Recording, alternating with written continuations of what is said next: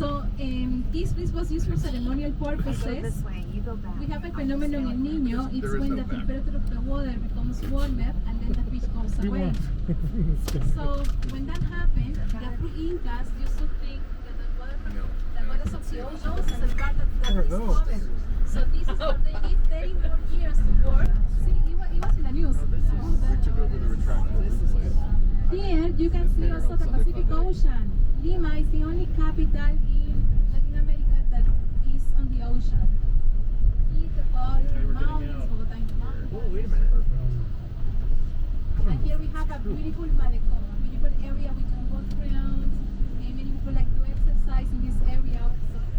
And about the Love Park, it's also one of the favorite places for just married couples to come after the weddings, to take the wedding pictures. The same as taking the picture.